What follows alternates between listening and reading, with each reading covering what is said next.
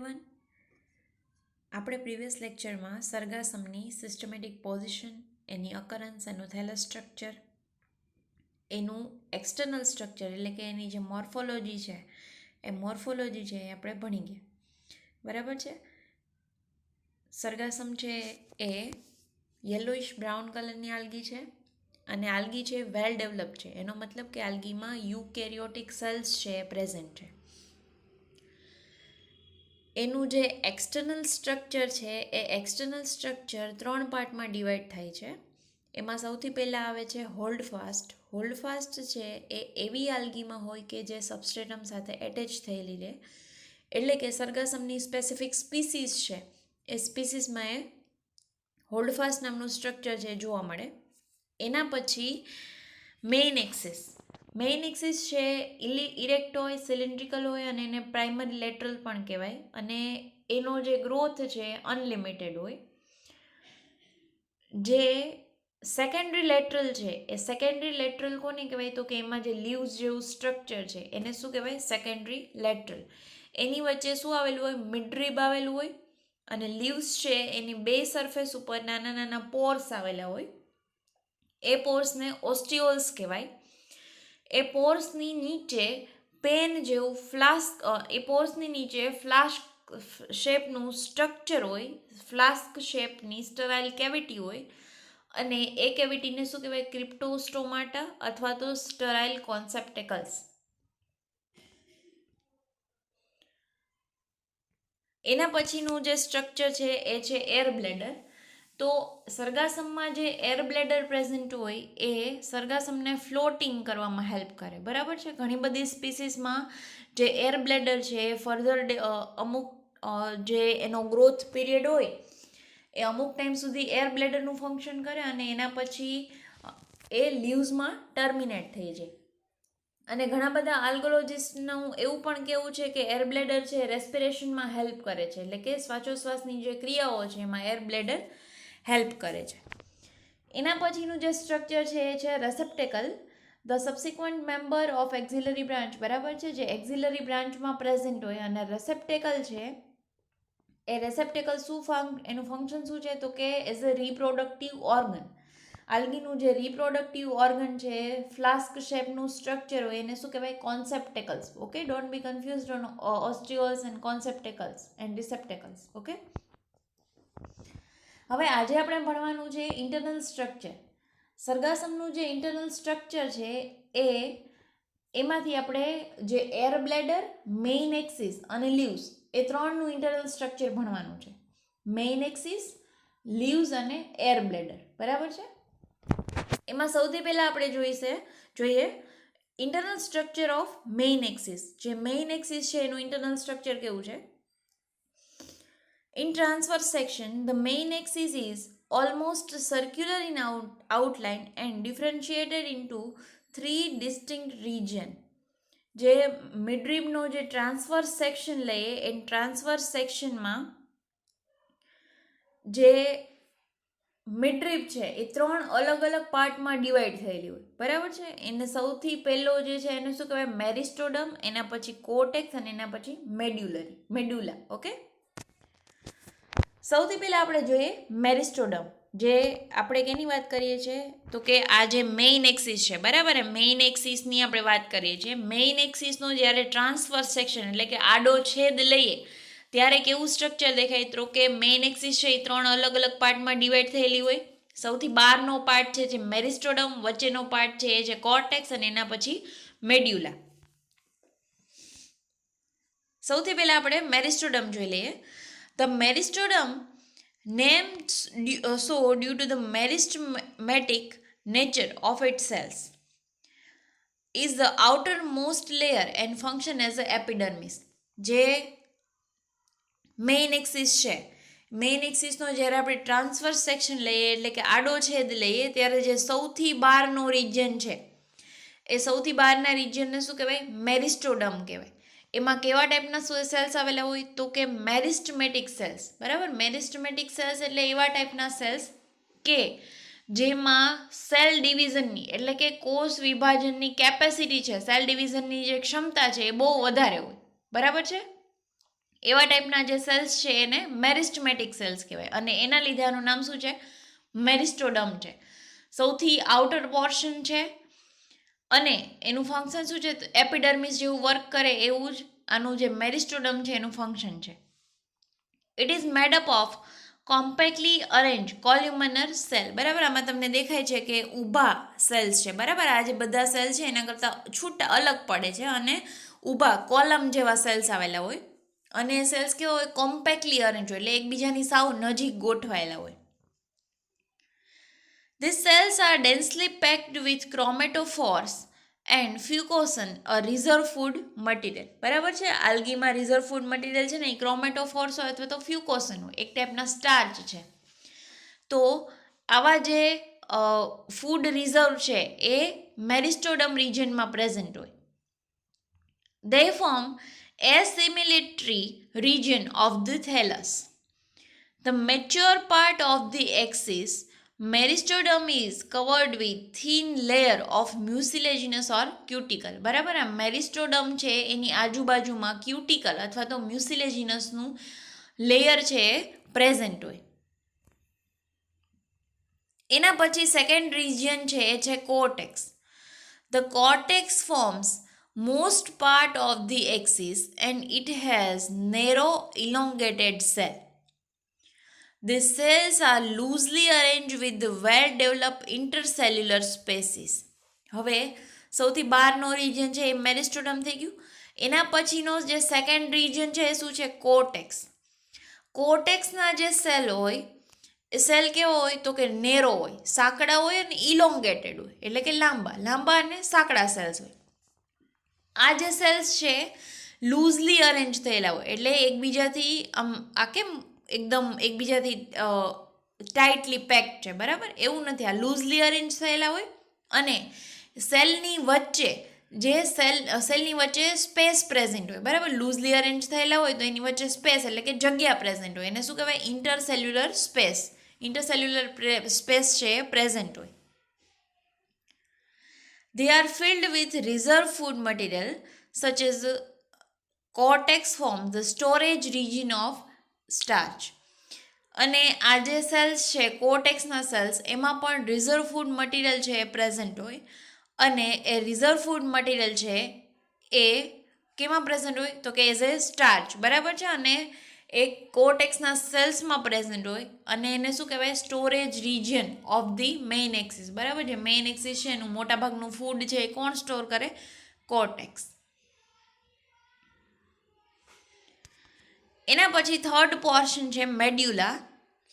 The central part of the main axis forms the medulla. બરાબર, આ જે central part છે, આ તમને જે ડાર્ક કલરના સેલ્સ દેખાય છે, એ central part of the main axis is medulla.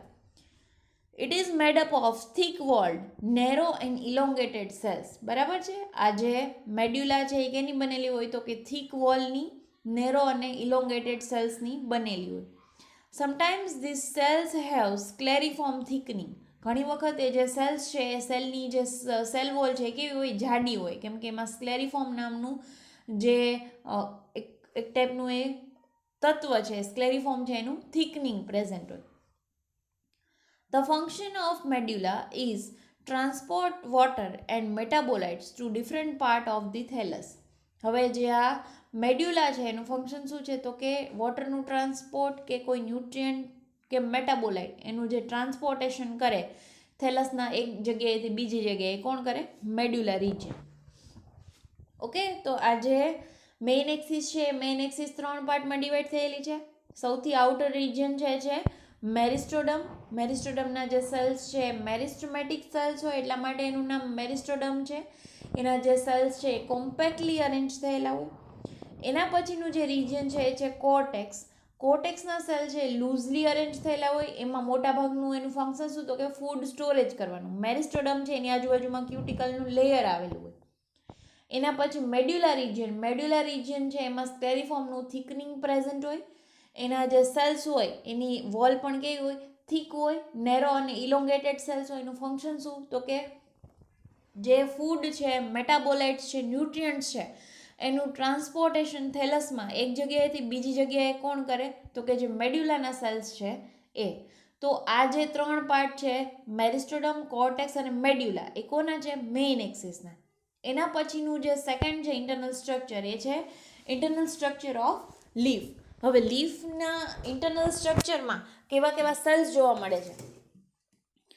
Just like the main axis, the leaf is also differentiated into meristodum, cortex and medulla. જેવી રીતે મેઇન એક્સિસ છે એ 3 પાર્ટમાં ડિવાઈડ થયેલી હતી, મેરિસ્ટોડમ, કોર્ટેક્સ અને મેડ્યુલા, એવી જ રીતે લીફમાં પણ એવું જ હોય.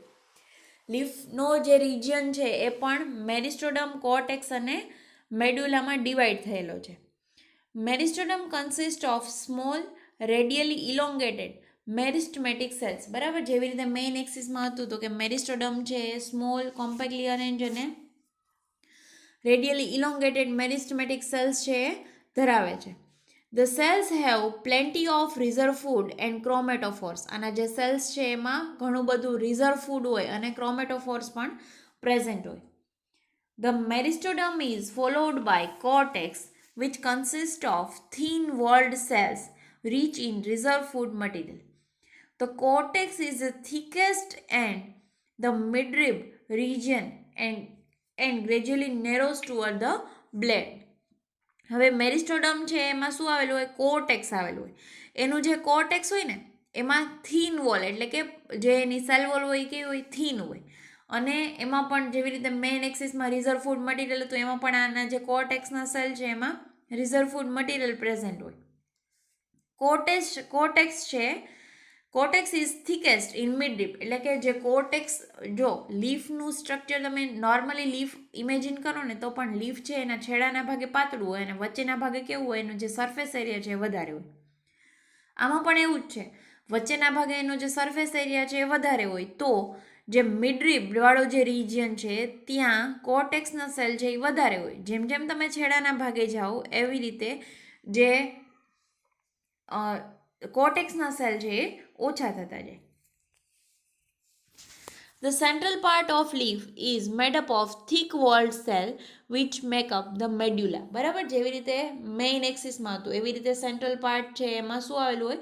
મેડ્યુલા આવેલું હોય. In the structure and function it is similar to the main axis. મેડ્યુલાનું ફંક્શન શું હતું? તો કે એક જગ્યાએથી બીજી જગ્યાએ ટ્રાન્સપોર્ટેશન કરવાનું. એવી રીતે લીફમાં પણ એનું એ જ ફંક્શન છે.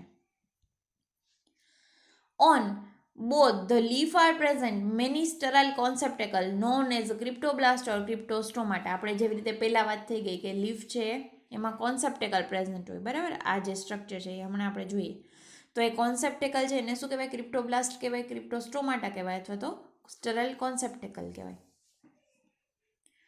The cryptoblast is flask-shaped structure and it opens on the surface of leaf by small pore known as ostiole.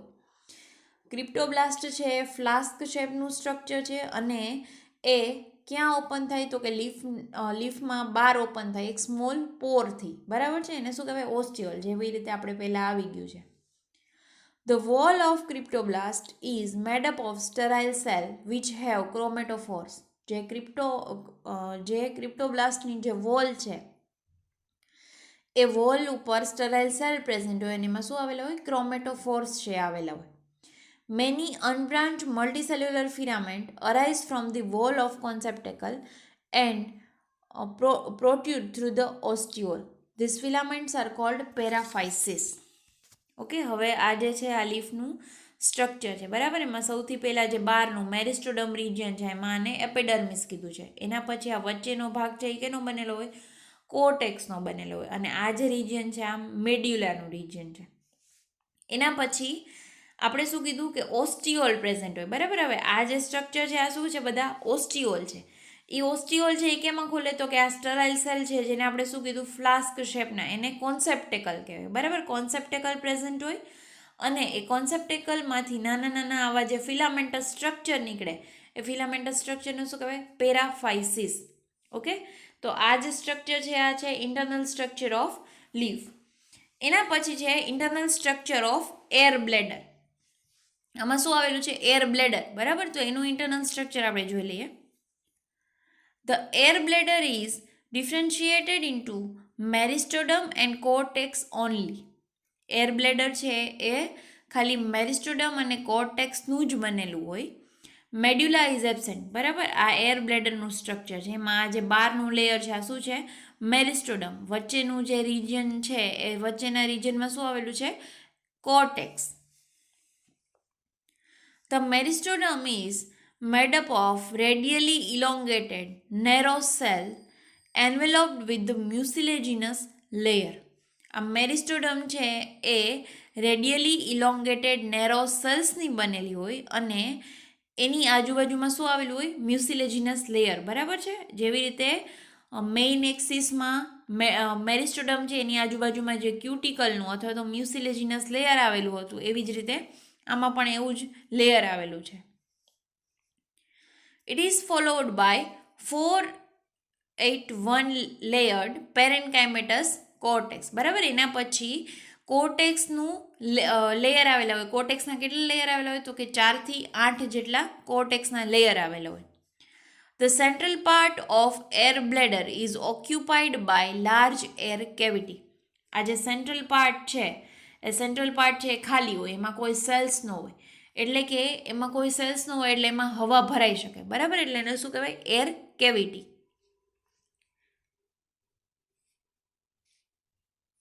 Okay. તો સૌથી પહેલાં આપણે જે ઇન્ટરનલ સ્ટ્રક્ચર છે એ ઇન્ટરનલ સ્ટ્રક્ચરમાં સૌથી પહેલાં મેઇન એક્સિસનું ઇન્ટરનલ સ્ટ્રક્ચર જોયું, એના પછી લીફ અને એના પછી એર બ્લેડર. મેઇન એક્સિસ છે એ 3 પાર્ટમાં ડિવાઈડ થાય. સૌથી પહેલાં સૌથી પહેલાં મેરિસ્ટોડમ, એના પછી કોર્ટેક્સ અને એના પછી મેડ્યુલા. મેરિસ્ટોડમ છે એ સૌથી આઉટર પાર્ટ છે, ક્યુટિકલનો બનેલો છે. એમાં કોમ્પેક્ટલી અરેન્જ ઇલોંગેટેડ સેલ્સ છે પ્રેઝન્ટ છે. એના પછી જે સેકન્ડ રિજન છે એ છે કોર્ટેક્સ. કોર્ટેક્સના રિજનમાં પેરેન્કાઇમેટસ સેલ્સ આવેલા હોય. એ પેરેન્કાઇમેટસ સેલ્સ છે એમાં રિઝર્વ ફૂડ મટીરિયલ છે એ પ્રેઝન્ટ હોય. મેડ્યુલા છે એ મેડ્યુલામાં પણ કોમ્પેક્ટલી અરેન્જ સેલ થયેલા હોય અને એમાં સ્ક્લેરિફોર્મની થિકનિંગ પ્રેઝન્ટ હોય. પ્લસ એના જે સેલ્સ છે એનું ફંક્શન શું છે? તો કે ટ્રાન્સપોર્ટેશનનું. કોનું ટ્રાન્સપોર્ટેશન કરે? તો કે વોટર અને એની જે બીજા કોઈ મેટાબોલાઇટ્સ છે એની રિક્વાયરમેન્ટ હોય એનું ટ્રાન્સપોર્ટેશન કરે.